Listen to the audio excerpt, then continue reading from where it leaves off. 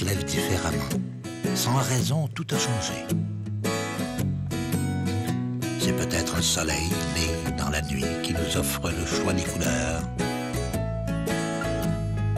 C'est peut-être une petite voix qui s'invite à notre table et promet de ne jamais nous quitter. Ou encore, un petit air entraînant qui fait dévier notre route par bonheur. Alors, on est prêt à refaire le monde. En fait, c'est pas si compliqué. Il suffit d'un éclair qui nous dit « Le changement, c'est pas les autres, c'est moi. »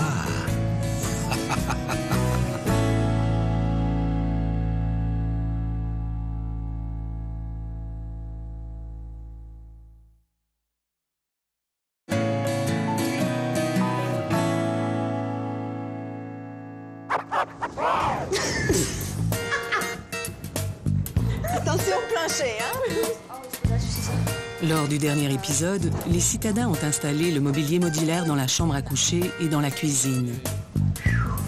Avec le mur de bois, c'est très Ça beau. vient vers moi. Ça va être très chouette. Ouais, ça va être très joli. Vincent a aussi transformé un convoyeur de marchandises en garde-corps. Mis à la verticale, ça va nous remplir très bien la fonction en étant mis aux normes. Aujourd'hui, les citadins apportent la touche finale avant la journée porte ouverte et ils dressent le bilan de l'expérience. Elle est là, la maison, les amis. M'empalez pas sur le truc. Jean-Pierre, toujours hospitalisé, sera absent pour la fin des travaux. J'ai manqué les dernières journées du chantier, puis c'est dommage, mais j'ai pas eu le choix.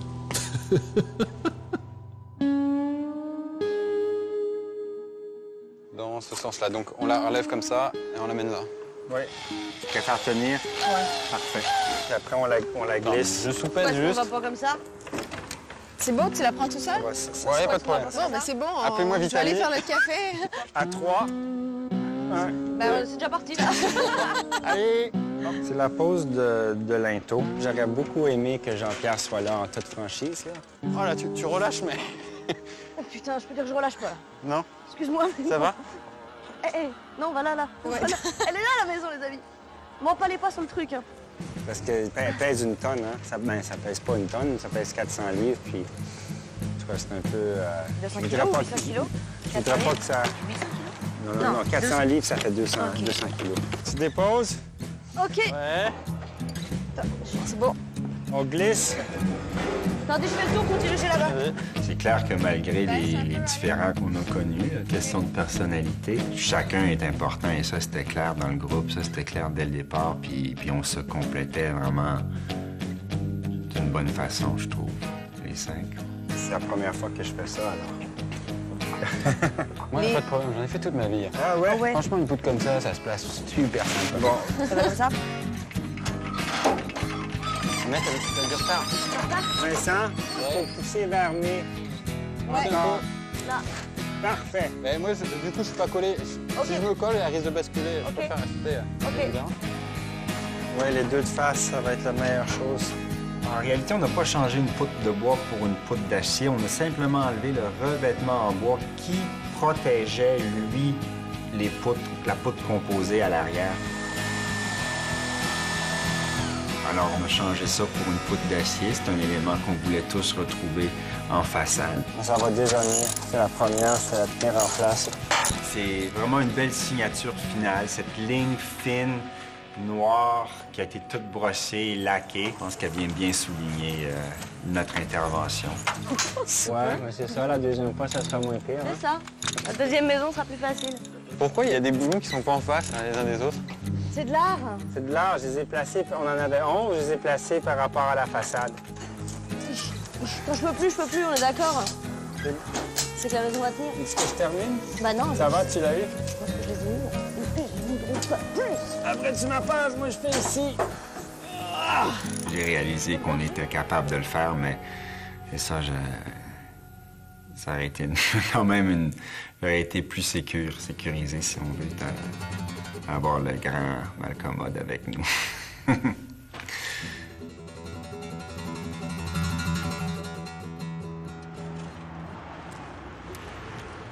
porte ouverte demain. Et puis, on est en train de remplir l'espace entre la brique et notre linteau. Il y a Vincent qui passe en arrière de moi pour faire la finition, enlever le surplus. Il y a quand même une bonne craque ici à remplir. On met un petit cornet de poutine. On va faire le ménage, puis on va repasser une deuxième fois. Ce qui est vraiment dommage là sur la fin, c'est qu'on est partagé entre le moment de plaisir où on est content du résultat et à chaque fois on est rappelé. On se souvient quand même qu'il nous en manque un, on n'est pas tous les 5 ensemble. Et donc on n'arrive pas à être tout à fait content de ce final sur le projet. On est arrivé au bout, on est tous épuisés, mais il en manque un. On serait tous là à regarder le projet à la fin, ça serait quand même beaucoup plus joyeux.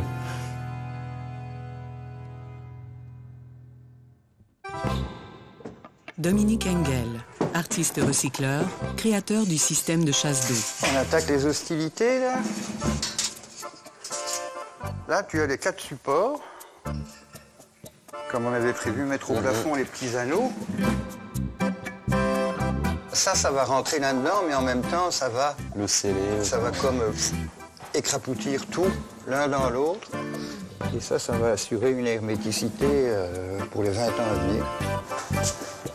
La vis, regarde, elle est à l'aplomb de la pointe du tournevis. Là, tu regardes le petit trou que tu as là. Et voilà, c'est une grande rencontre internationale. L'Europe se familiarise avec les techniques nord-américaines de pose de bol de chiottes. Je sais, hein. Ouais, pas l'air de bouger.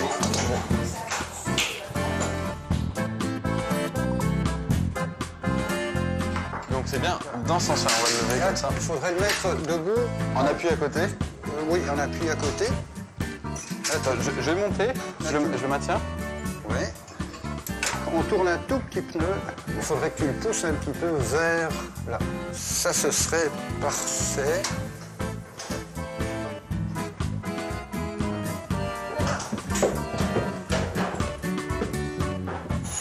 Donc il fallait le tirer un peu en arrière, là. Hein. C'est ce qu'il faut, mon grand. J'ai tendu un petit peu. C'était? Ouais. Ouais, tu sais que c'est pas si mal, hein. On est bon, là? Encore un peu. C'est dur à dire parce que ça bouge pas mal. Encore un tout petit poil. Ouais, écoute, c'est une chiotte, hein, c'est pas une contrebasse. Alors, Vincent, on y va? On envoie l'eau? Vas-y. T'as pas peur? Vas-y. Moi aussi.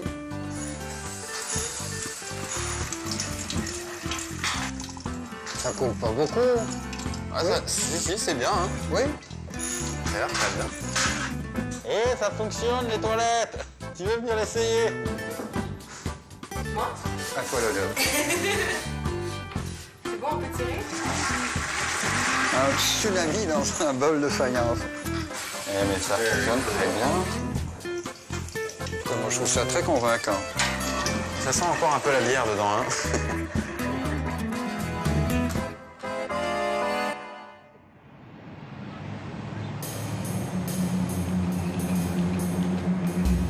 Lors d'un épisode précédent, nous avons rencontré un couple préoccupé par les questions environnementales qui rénove sa maison selon des principes semblables à ceux des citadins. Nous les retrouvons alors que leur propre projet a beaucoup progressé, malgré certains contretemps. Aujourd'hui, on est dans une maison écologique, un triplex à Montréal. Et c'est une maison qu'on a rénovée sur une année complète. Anne-Marie McSween et Dominique Leroux, jeunes propriétaires montréalais. Et on a utilisé différentes stratégies écologiques dans cette maison-là.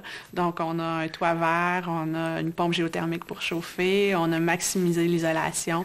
On a récupéré aussi l'eau de pluie pour alimenter les toilettes.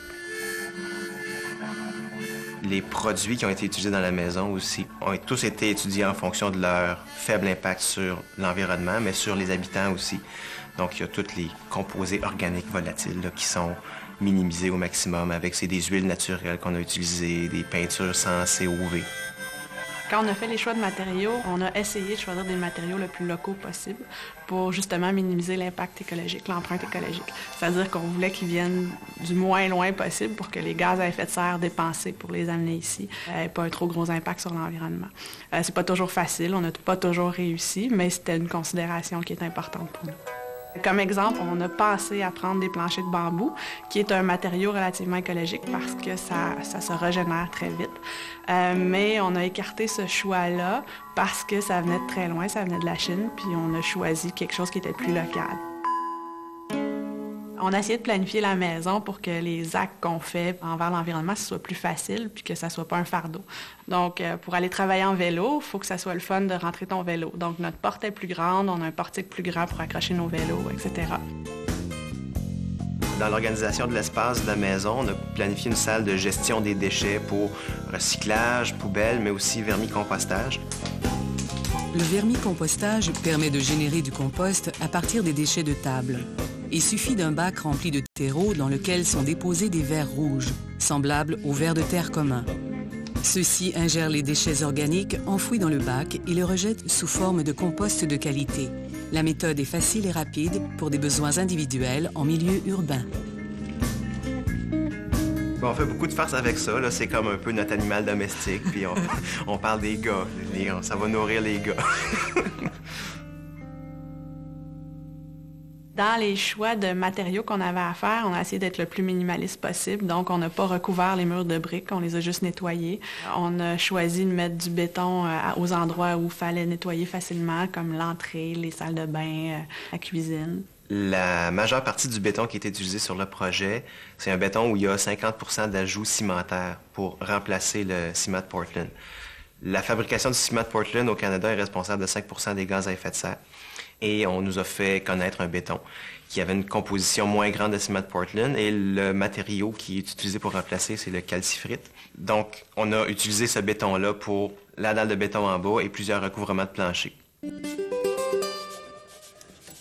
Les Leroux McSween ont revalorisé de nombreux matériaux issus de leur propre déconstruction.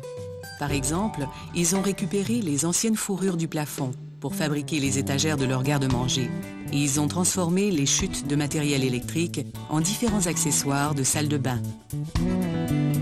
De plus, après avoir condamné l'ancien vide sanitaire non conforme au code du bâtiment, ils ont pu réutiliser de nombreuses solives de grand format. Celles-ci ont été converties en moulures, en meubles et en un escalier parcourant les 2 étages de la maison. Puis en travaillant le bois, on s'est aperçu qu'une fois passé sur une dégauchisseuse ou un rabot électrique, il n'y a pas de bois qui est pas beau. En dessous de la peinture, il y a toujours du bois neuf.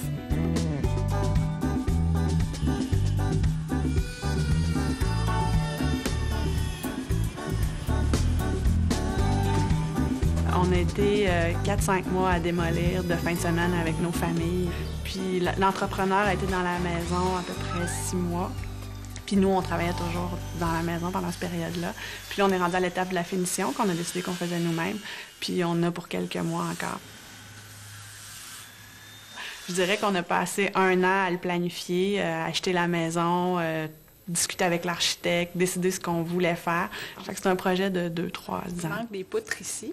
C'est que Les difficultés pour rénover écologiquement, je dirais que c'est de trouver l'information, puis de trouver des gens qui sont prêts à faire ce que tu as le goût de faire, toi, dans la rénovation écologique. Je pense qu'au Québec, ce qui nous manque, c'est plus d'endroits où aller chercher des matériaux récupérés, plus d'endroits où aller en porter quand on a le goût de faire ça. Il faut pratiquement avoir une cour de triage et un très bon système de transport pour sortir les matériaux d'ici parce que des fois, on peut juste plus circuler dans la maison. Donc, il faut vraiment être très, très ordonné. Avoir de l'espace, je pense, c'est capital. On est bien dans cette maison-là. On remarque une différence au niveau de la qualité de l'air. On est content des choix qu'on a faits. Oui, ça se fait, faire une maison récupérée au Québec. Il faut juste être prêt à investir du temps ou de l'argent. Mais si on est prêt à investir du temps puis qu'on a beaucoup de temps devant soi, moi, je pense que c'est un beau défi puis c'est quelque chose de le fun à faire.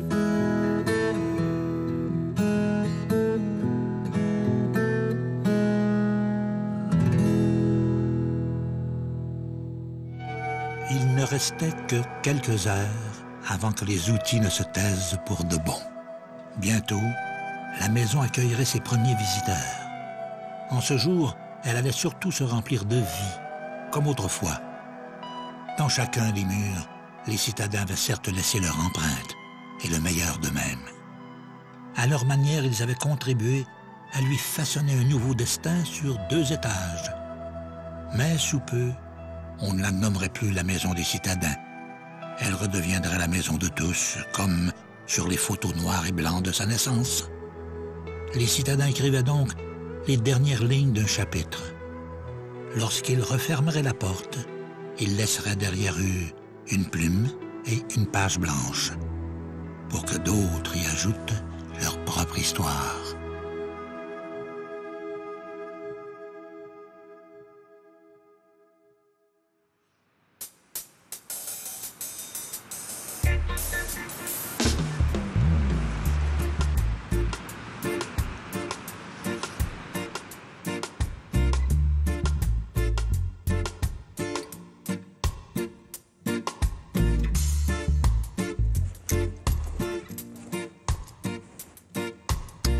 Là, c'est un principe assez simple de pare-soleil végétalisé.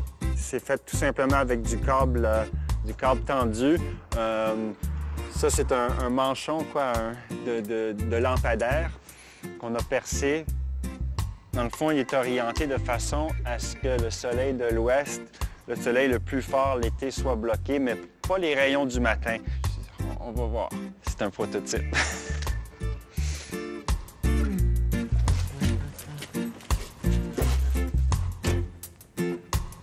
Sur l'autre.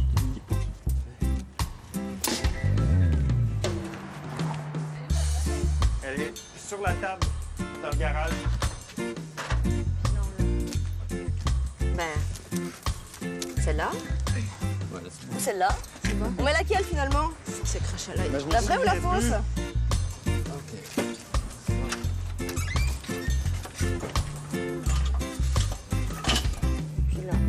On attend ça là depuis longtemps, ça fait plaisir. Bon, on espère que ça va tenir, qu'on va la poser comme il faut. On est confiant?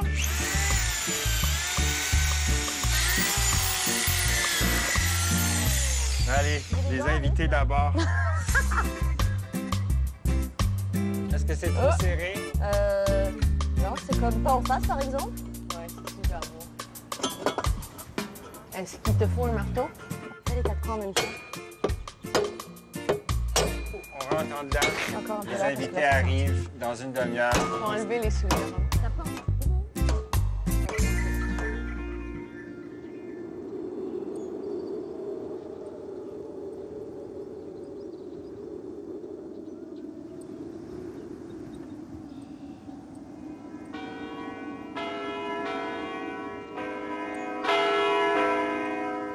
Je ne suis pas l'homme des grandes occasions. En ce fameux grand jour, moi, j'avais l'âme embrumée.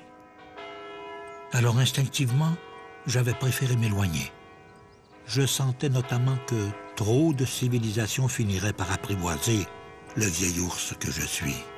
Ça, il n'en était pas question. Et puis, moi aussi, la réalité était sur le point de me rattraper. Après tout, dès le lendemain, j'allais de nouveau me retrouver sans emploi. J'avais donc besoin de me rafraîchir les idées.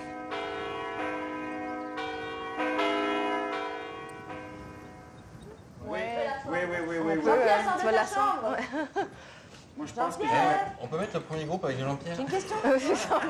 C'était un peu dommage qu'il soit pas avec nous, alors il était avec nous quand même. On avait un Jean-Pierre en carton. Mais bon, comme ça on se disait, bon, il est là, voilà, hop là. Alors on disait, tu fais pas grand-chose aujourd'hui, t'es un peu fainéant. Il faisait pas grand-chose, mais bon, il était avec nous, dans l'esprit. Tu fais un plouf-plouf et c'est bon. Ah, c'est quoi plouf plouf? Ça sera toi qui commencera. Allez, mais... Ok, c'est parti. J'aurais aimé ça, faire la dernière journée.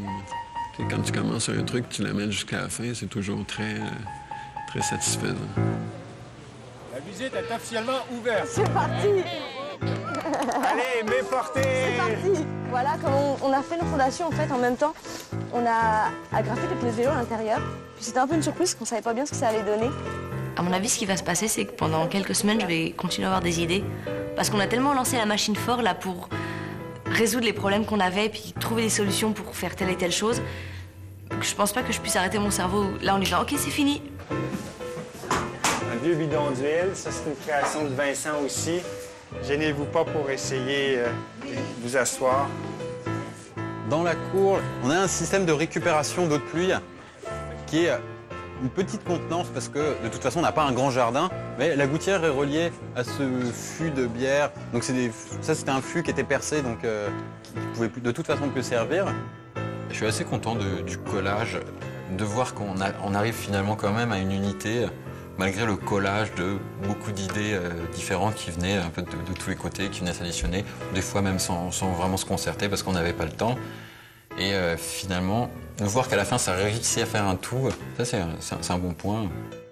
On a conçu la deuxième porte, aussi aux battantes pour qu'elle puisse ventiler le haut, vis-à-vis l'escalier. Je vous invite à monter à l'étage. Alors la première chose, c'est le plancher de la salle de bain. Je sais pas si vous avez vu ce que c'était. Ouais. Le plancher de la salle de bain, c'est des rondelles. On a fait un coulis autour. Puis on a gardé ce thème-là. Là, on a une boîte aux lettres, ça c'est nos poignées. Ça, c'est des... À l'heure du bilan, il faut rappeler que les citadins disposaient de 15 000 $ destinés uniquement à l'achat de matériaux. Une partie du budget a servi à acheter certains matériaux neufs, introuvables sur le marché de l'usager. C'est le cas, entre autres, de la tuyauterie en cuivre, d'une partie du matériel électrique et des matériaux isolants. Parmi les catégories de l'expérience qui ont coûté le moins cher en matériaux, on retrouve le mobilier, avec 3 % des dépenses finales, et le revêtement extérieur de briques récupérées, avec 5 %. Le budget, il se gérait quand même assez bien. On a pris des décisions au niveau des priorités pour l'argent, mais la plus grosse contrainte, c'était le temps. Le plancher est composé de portes qu'on a coupées de la même dimension. Ça fait un plancher qui est extrêmement solide. C'est un sous-plancher, mais le temps a fait en sorte qu'on n'a pas posé un plancher fini encore. Choisir de faire la récupération, c'est aussi choisir de prendre le temps de le faire. Parce que tu as tout le temps de trouvailles des matériaux, tu as le temps de nettoyage des matériaux. Puis tu peux pas rentrer dans des projets standards avec cette considération de temps-là. Travail, des petites lattes qu'on retrouve sur le mur, qu'on retrouve encore sur les plinthes et qu'on va revoir à l'étage. Tout ça, ça vient de la déconstruction. On a enlevé tous les clous un par un, on a stocké nos petites lattes et tout a été réassemblé après. La réutilisation de matériaux, ça amène de la chaleur à une maison. La maison a déjà de l'histoire, même si elle n'a pas vécu, moi, je dirais. Le lit a été fabriqué à partir d'un bureau qu'on a trouvé à peu près à un coin de rue dans une ruelle. C'est un ancien bureau qu'on a récupéré et transformé à peine. On a enlevé le dessus pour en faire la tête de lit. 800 pieds carrés, c'est petit, hein? Alors c'est là qu'on réalise qu'il n'y a pas beaucoup de place. Mais c'est très intéressant de voir la réaction des gens, de voir la surprise et de l'enthousiasme. Aussi, il y a beaucoup de sourires, alors ça fait plaisir. Moi, je la prendrais. Juste un petit peu plus grand, là, mais je le prendrais. Il y a des choses qu'on envoyait à la récupération qu'on aurait peut-être dû réutiliser, comme les lattes de plâtre. Mais il en reste. J'ai appelé son père quand j'ai vu ça, super beau. Hey Yves, il en reste-tu? Oh, et on en a encore dans le cours chez vous. Alors sur la rampe, c'est un assemblage. C'est des convoyeurs à carton industriels. Donc on a juste mis de façon verticale les pièces qu'on trouve en bas, qui sont les pièces qui servent à tenir les oriflammes sur les lampadaires de la ville. Bah oui. Je sais pas si ça va avoir un impact, je sais pas si ça va rester dans le temps, je sais pas si les gens vont être marqués, mais ce que je sais, c'est que tous les gens avec qui on a parlé pendant ce projet-là, ils ont été intéressés, ils sont arrêtés 2 minutes, ils ont dit « Ah, ok, mais explique-moi un peu mieux, qu'est-ce que vous faites, pourquoi vous le faites ?» Et je sais pas, tous les endroits où on est allé chercher des choses, tous les gens qui passaient devant la maison puis qui se demandaient ce qu'on faisait, ils ont été intrigués, ils ont trouvé que c'était une démarche atypique, ils avaient la curiosité de savoir qu'est-ce qu'on faisait, pourquoi on le faisait. Pour la touche finale de la décoration, des artistes recycleurs locaux, sensibles à la démarche des citadins, leur ont offert quelques-unes de leurs œuvres.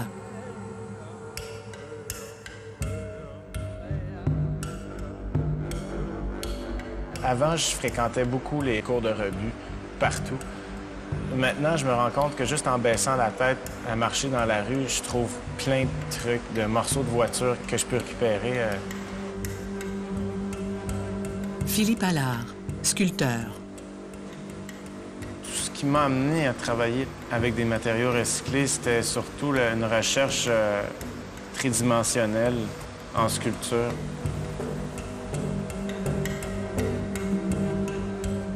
C'est des plaques de tôle qui sont percées au chalumeau avec de l'acétylène et de l'oxygène.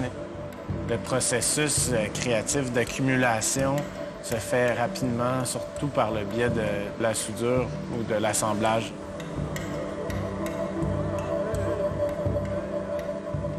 C'est un peu un pot pourri de plein d'éléments. Même si maintenant ils sont désuets puis on se sert d'objets plus sophistiqués ou plus technologiques, mais il y aura toujours une bonne vieille paire de ciseaux qu'on peut comme honorer un peu sur cette plaque-là.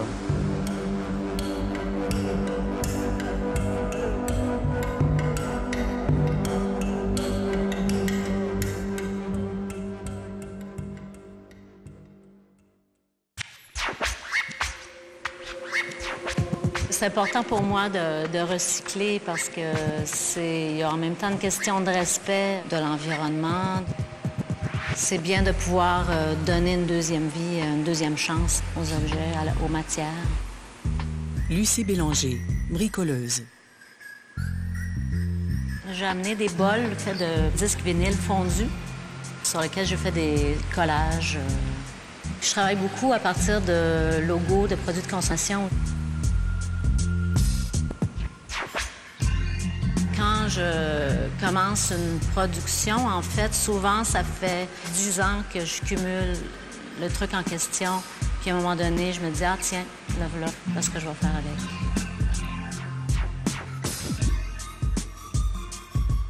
C'est amusant aussi, parce que des fois, tu mets du monde à contribution, donc c'est bien. Les gens m'arrivent avec des cadeaux, des sacs pleins de trucs qu'ils ont ramassés pour moi.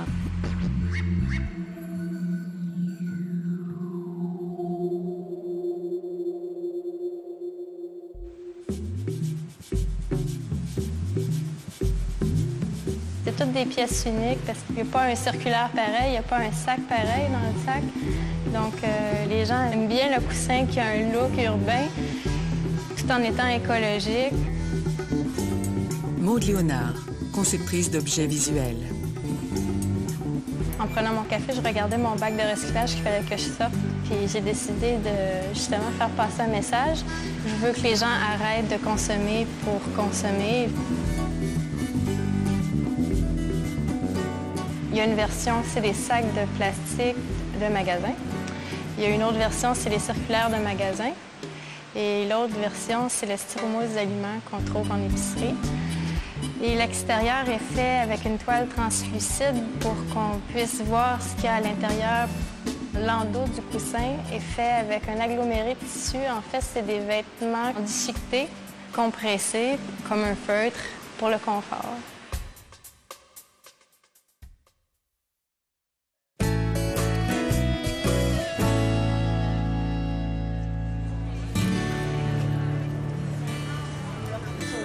Le travail de briques lorsqu'on l'a fait, mais on a mis un petit détail de briques là aussi pour le faire ressortir. Le jour où on a ouvert la maison aux gens du quartier, c'était étonnant parce que c'était un jour qu'on attendait depuis super longtemps. Voilà, tous ces gens qui venaient nous voir tout le temps, on leur disait venez le jour de porte ouverte, ça sera le mieux, tout sera fini, et là vous pourrez voir. Et c'est passé vraiment comme une sorte d'ouragan cette journée-là. Le cadre, c'est un système de poitrail qui tire la poutre vers le haut, qui permet qu'on n'ait pas un poteau en plein milieu de la pièce. Parce qu'on voulait avoir comme une pièce grande ouverte, là, puis on voulait pas de cloisonnement. Tout le monde est revenu avec plein de questions différentes. Chacun s'est arrêté sur une petite chose. Il y en a, on voit qu'il y a comme 5, 6, 7, 8 couches de papier peint là-dessus. Le truc, c'était une belle hommage de garder ça. C'était génial, mais c'est passé trop vite. Moi, j'aurais voulu que ça dure une semaine, ce jour-là. Là, c'était de parler avec les gens, puis chacun, ah ouais, comment j'ai fait ça et, ouais, j'aurais voulu que ça dure plus que ça. J'ai l'impression que ça a duré, je sais pas, une demi-heure. Le petit meuble de salle de bain, là, c'est vraiment un collage aussi. Donc, on a des boîtes aux lettres qui nous font le petit meuble de rangement. Là, c'est un réflecteur de feu de signalisation. En dessous, c'est un toit ouvrant de voiture. Bon, on n'a pas encore mis les poignées, donc... mais bon, le système de charnière est là. Si j'avais à vivre dans cette maison-là, il y a certaines choses au niveau esthétique que j'aurais fait différemment, c'est sûr. Mais c'est sûr que la maison, grosso modo, c'est super pour y vivre, absolument. Mais je monterais peut-être un peu plus de murs, peut-être au moins autour de la salle de bain. Ça devient... Il ne faut pas juste qu'on parle, il faut qu'on décide. Et l'expérience humaine, déjà, est super intéressante, quoi, de se retrouver mélangé avec des personnes. Ça, c'est vrai que je partais pas dans cet objectif-là, et donc c'est vrai que je me suis laissé agréablement surprendre par la rencontre de personnes sur lesquelles je ne pouvais rien présupposer, et le fait de devoir travailler ensemble, de devoir se connaître très rapidement, donc de découvrir en même temps que le projet se formait, ça, c'était une bonne surprise. Le moment que j'ai, je pense, le plus apprécié sur le chantier, c'est l'aide qu'on a eue des gens extérieurs, des équipes qui venaient nous donner un coup. Ça va bien? Salut! Super bien! On s'en vient voir où est-ce que vous êtes rendu. Ce qui était difficile dans notre équipe, c'est qu'on était 5, mais on était 5 personnes avec des visions différentes parce que des métiers différents. Et autant c'est super enrichissant et voilà, chacun va amener son petit grain de sel, le truc qui fait avancer. Autant c'est difficile parce que parfois on parlait pas le même langage. Puis il y en a qui parlaient à l'échelle de la maison, d'autres à l'échelle de l'objet fini. Et ce qui fait qu'on n'a pas les mêmes envies et que quand on a eu fait toute l'étape de la charpente, faire les fondations, il y en a pour certains pour qui, ça y est, on avait fait le plus gros. Pour moi, on n'avait pas commencé. C'était juste une base saine, puis on pouvait avancer là-dessus. Et c'est ça qui était un peu plus compliqué à gérer. Les matériaux isolants souillés sont inutilisables. On en trouve donc rarement dans les centres de récupération. Les citadins ont donc alloué 849 $ pour de la laine de roche. Ils ont aussi installé un échantillon gratuit d'isolant de plumes du côté nord de la maison. Dans l'ordre des dépenses, on retrouve ensuite l'achat de portes et fenêtres récupérées pour 1112 $. La toiture et sa membrane thermoplastique imputrescible pour 1205 $. Et le revêtement intérieur et la finition pour 1881 $. La maison au complet, je dirais, est une réussite. On a réussi à fermer la structure, à changer le toit, travailler la corniche, travailler avec les ouvertures existantes, refaire la brique. Il y a tellement d'étapes que c'est difficile d'en cibler une et lui donner plus d'importance que les autres. Mais la plus grande réussite, probablement, d'avoir réussi à travailler en équipe. Peut-être on peut mettre une petite banquette. Ce projet-là m'a fait réaliser l'importance d'un travail d'équipe. Je dirais pas comme une vie de couple, mais c'est aussi intense que ça par moment. Puis on est 5.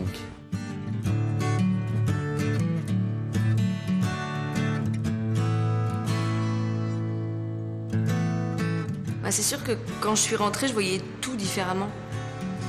Parce que je sortais d'un projet de 3 mois hyper intensif et que j'avais pas pensé à ce que je faisais ici pendant tout ce temps-là. Donc rien que pour ça, c'est sûr que je voyais les choses différemment. Et puis maintenant que le temps a un petit peu passé et que je me suis remise dans le bain de ce que je fais ici, je me rends compte qu'il y a pas mal de choses qui m'ont marquée de façon définitive. Et je sais pas, j'ouvre les yeux sur plus de choses. Ouais, c'est sûr, je vois les choses différemment maintenant. Plus forte de cette expérience.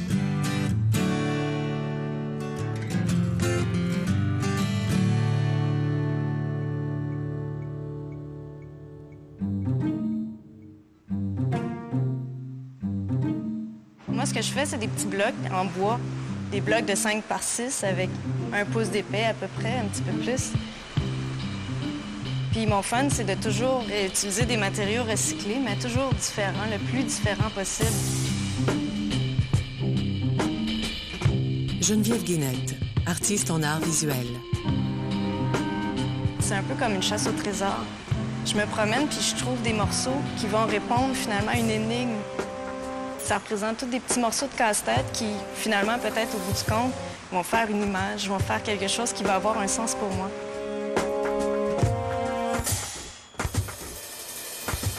Le titre, c'est « Ma planète est si petite ». Le Petit Prince disait toujours ça, que sa planète était si petite. Puis je trouve qu'on est rendu un peu à ça dans notre société, à trouver que finalement, la planète n'est pas si grande que ça. Puis on va finir par user tout ce qu'on avait dessus. Techniquement, j'ai toujours plein de problèmes à résoudre, mais ça m'intéresse pas tant que ça d'utiliser de l'acrylique, de l'huile, puis de rouler là-dessus sans arrêt parce que je trouve que mon plaisir, c'est d'être toujours déboussolée un peu puis d'être obligée de m'adapter finalement à la situation.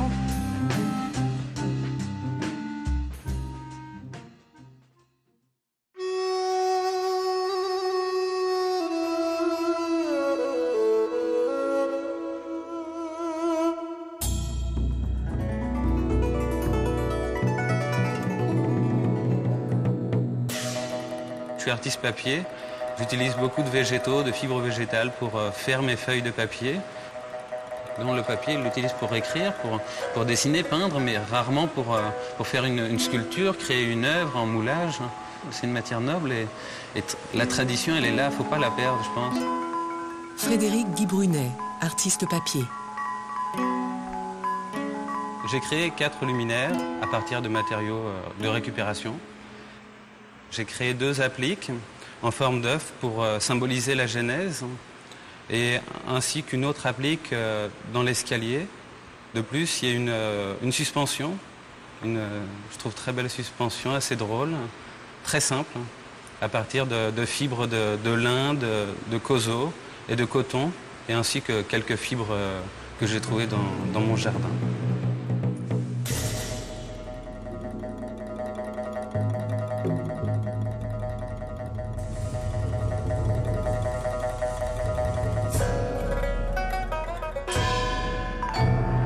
C'est un moteur de texture.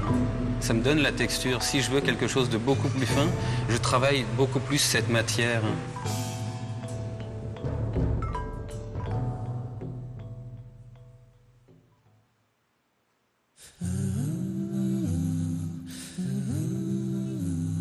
Moi, je suis attirée en particulier par le métal, le bois, le cuir, le verre.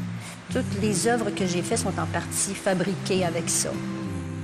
C'est quand je les vois que là, je me dis, bon, il va se passer quelque chose avec ça. Suzanne Savard, artiste en nouveau réalisme. On magasine à travers le Québec. Et finalement, une pièce qu'on a trouvée dans la Naudière se marie avec une autre qu'on a trouvée à Brompton.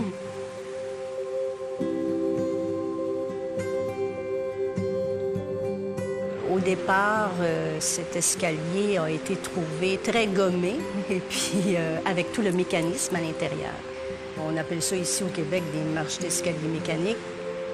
Ça peut servir de banc, d'entrée dans un loft, ça peut servir de table à café. Ça pourrait être, entre autres, comme ça vient du métro de Montréal, dans l'entrée de l'hôtel de ville, pourquoi pas? Ça aurait sa place. C'est une nouvelle forme de création. Rendue à notre siècle, il faut penser que tous les styles ont été faits.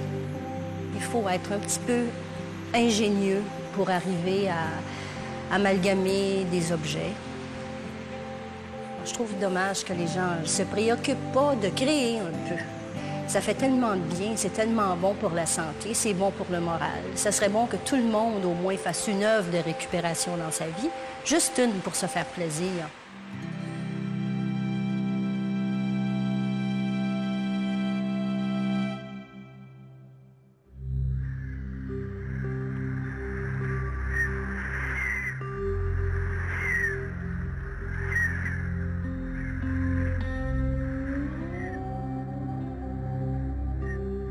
L'humanité fait face à des grands défis parce qu'on est allé trop loin dans l'utilisation des ressources et dans nos rapports entre nous.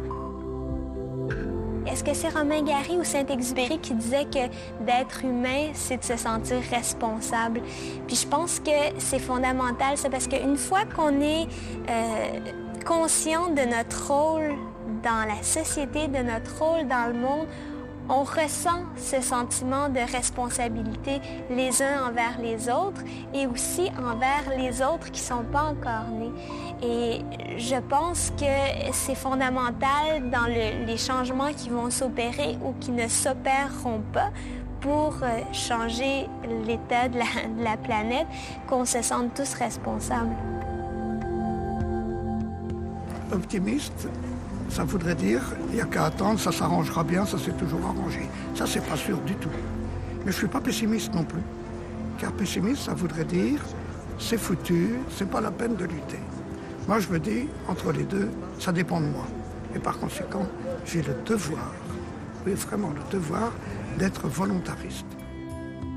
J'ai l'âge où on a pratiquement le devoir de proposer une utopie.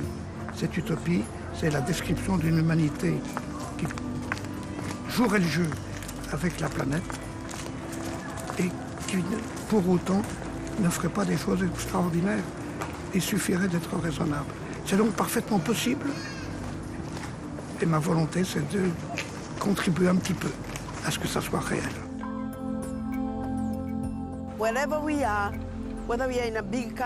Partout dans le monde, dans un pays vaste ou petit, riche ou pauvre, on doit tous apprendre à gérer nos ressources de manière durable, de manière responsable.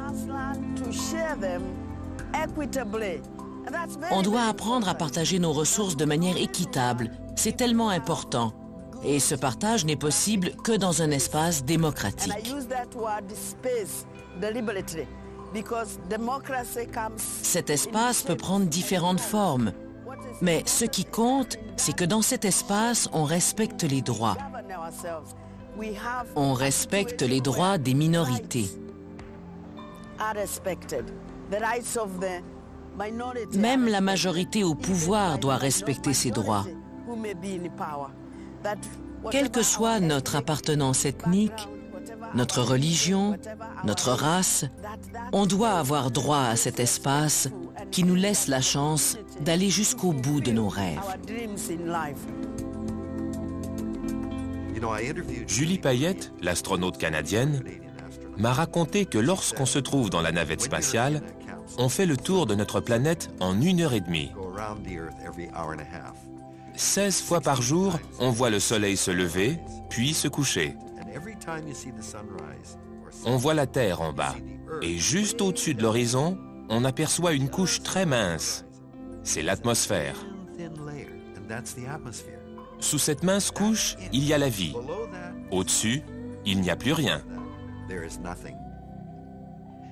Nous avons l'impression que l'atmosphère s'étend jusqu'aux étoiles, mais c'est faux. Elle fait 8 km, c'est tout. Si la Terre était de la même taille qu'un ballon de basket-ball, l'atmosphère serait plus mince qu'une pellicule de plastique. Et c'est dans cette mince couche que nous projetons nos émissions qui causent les changements climatiques. C'est pourquoi le protocole de Kyoto est si nécessaire.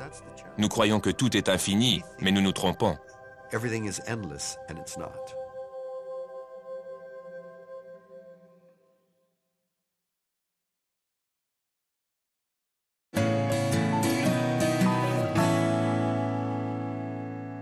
J'aimerais ça qu'on vote. Ouais. Puis que ça soit clair. J'aimerais juste lui laisser un petit peu plus de chance au lampadaire. On peut pas être plus que 3 jours. Si dans 3 jours, on l'a pas... Je vais passer le soir, OK. Le midi. Je suis pas d'accord. Je referais ce genre d'expérience avec moins de tourbillonnement, avec plus de temps d'organisation. Somme toute, ça a été une super belle expérience. Je sais pas si je le recommencerai avec autant de travail. Moi, je le ferai avec plus de zen, c'est sûr. Oui, non, allez, non.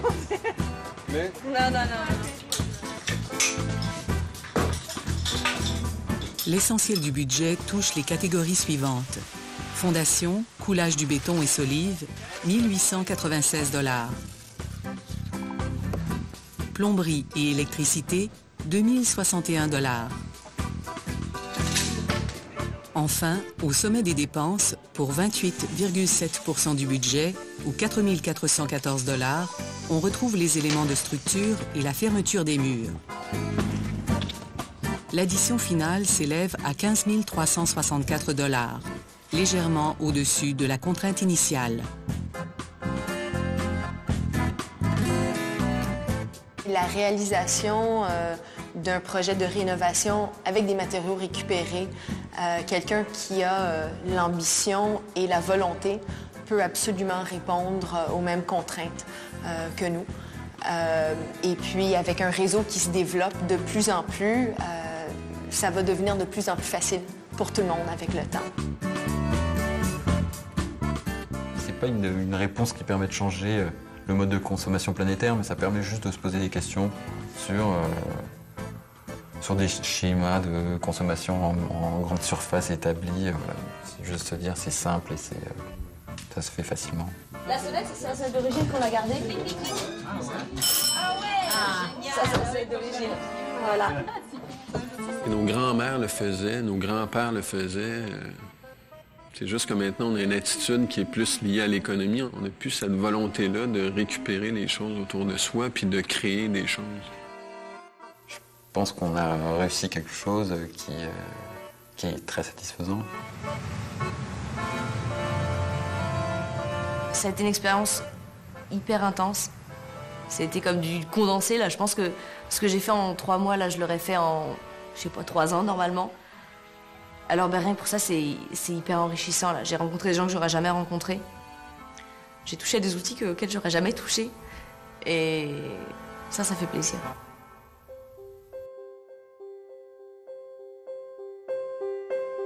Ce sont avant tout des êtres humains qui ont marqué mon existence. Ils m'ont tous fait découvrir des détours magnifiques que je n'aurais jamais cru possibles. Chacune de ces rencontres m'aura rendu plus riche. Celle avec les citadins aussi. À la croisée des chemins, je m'apprêtais à les quitter.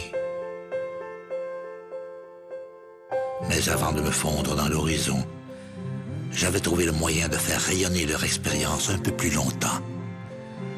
Ce serait mon cadeau d'adieu, ma façon de leur dire que je ne les oublierai jamais et qu'on ne connaît jamais vraiment la portée d'un tout petit geste.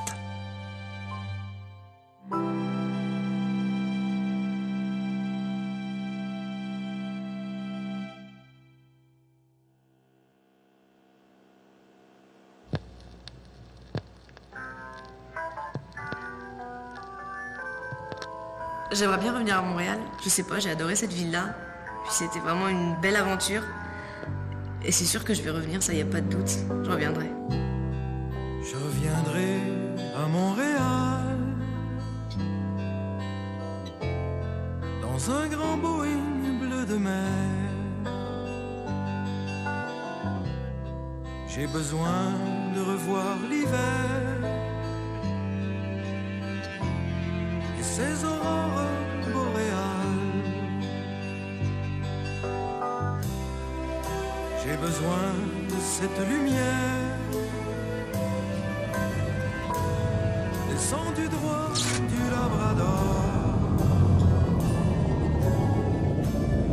et qui fait neiger sur l'hiver des roses bleues, des roses d'or. Dans le silence de l'hiver, je veux revoir ce lac étrange entre le cristal et le verre, où viennent se poser des anges. Je reviendrai à Montréal, écouter le vent de la mer se briser comme un grand cheval sur les remparts blancs de l'hiver. Je veux revoir le long des airs des rues qui n'en finissent pas, qui vont jusqu'au bout de l'hiver, sans qu'il y ait trace de pas. J'ai besoin de sentir le froid, mourir au fond de chaque pierre et rejaillir au bord des toits comme des glaçons de bonbons clairs.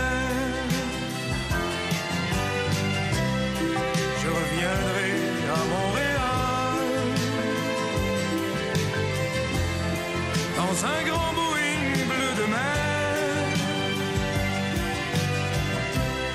Je reviendrai à Montréal, me marier avec l'hiver, me marier avec